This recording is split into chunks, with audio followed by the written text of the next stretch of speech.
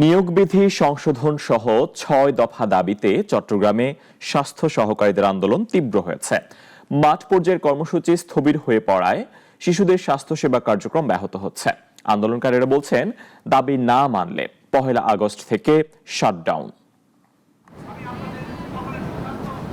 সারা দেশের মতো চট্টগ্রামেও উত্তাল স্বাস্থ্য সহকারীদের আন্দোলন। নিয়োগ বিধি সংশোধন, গ্রেড উন্নয়ন সহ ৬ দফা দাবিতে মাঠে তারা। দীর্ঘদিন এক গ্রেডে চাকরি করেও পরিবর্তন হয়নি বেতন কাঠামো। কেউ আছেন ১৫, কেউ ৩০ বছরেও একই গ্রেডে।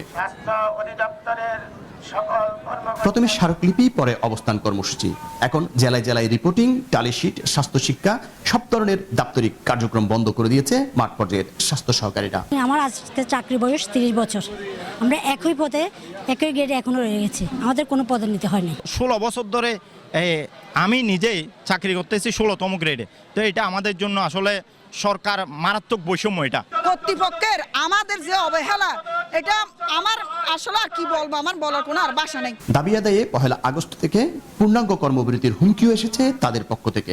৩০ আগস্টের মধ্যে যদি আমাদের এই ৬ দফা দাবি সরকার বাস্তবায়ন না করে, আগামী ১ সেপ্টেম্বর ২০২৫ থেকে আমরা মাঠ পর্যায়ে টিকাদান থেকে শুরু করে টাইফয়েড কনজুগেট ভ্যাকসিন ক্যাম্পেইন থেকে শুরু করে মাঠ পর্যায়ের সকল ধরনের কার্যক্রম থেকে আমরা কমপ্লিট শাটডাউনে যাব। স্বাস্থ্য সহকারীদের আন্দোলন যে যৌক্তিক তা মানছেন সংশ্লিষ্টরাও।